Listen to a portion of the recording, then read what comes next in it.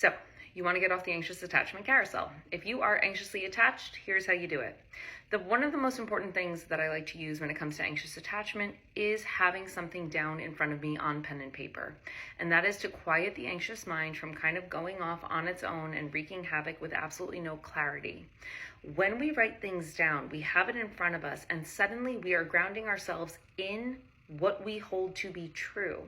And the anxious mind kind of has to take a back seat. And the reason that we do that is because in order to break anxious attachment, you have to have both awareness of how you operate in the equation and then be able to have effective communication with your partner. And that requires you to be able to communicate, but also for them to be in a state of healing where they can effectively communicate. So in part one of this equation, what you do is you take a pen and paper and you write down all of your known anxieties within the relationship and in relationships past. What you're doing is you're looking for a pattern of behavior. So you might notice that in previous relationships, you have certain triggers.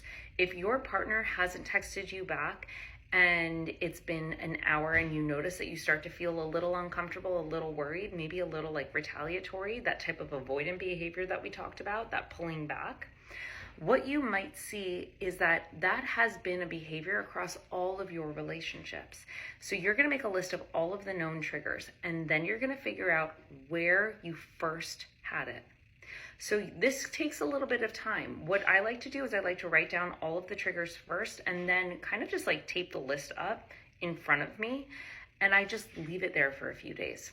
When you start coming back to it, you might say, okay, I learned how to be really worried when my partner didn't text me back because of my first partner, 10 years ago, who did this one thing and broke my trust.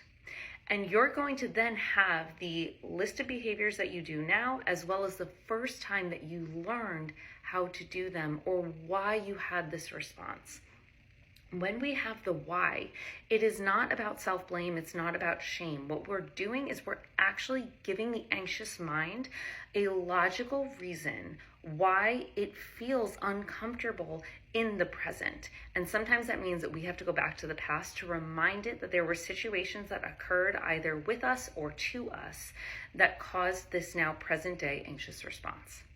And when you have that list of whys, this is where the second part of this work comes into play. What you want to do is brainstorm within yourself about ways in which you can kind of start to self-soothe when that anxiety gets triggered. Now, I suggest doing this on your own before you integrate a partner. You want to learn what your self-soothing mechanisms are that are actually going to calm you down to a state where you feel emotionally, mentally, and physically safe again.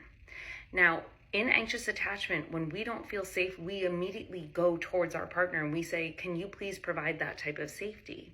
So what we want to do is we want to create ways to self-soothe that are just going to bring our anxiety levels down. And this is really difficult. The more we try to calm down, the more you're going to feel the anxiety ramp up. Distraction is a great one. Taking walks, also a great one. Taking time away from your phone until that anxious wave passes is another amazing tool.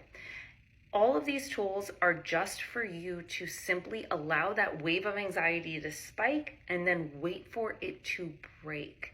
And that waiting period can be incredibly grueling. You're going to feel that physical anxiety. You're going to feel your mind racing. But this is where each time that you allow the anxiety to break, each time that you fight through that urge to reach out to your partner, what you might notice is you become a little bit more capable of handling uncomfortable feelings. And eventually those feelings are going to subside.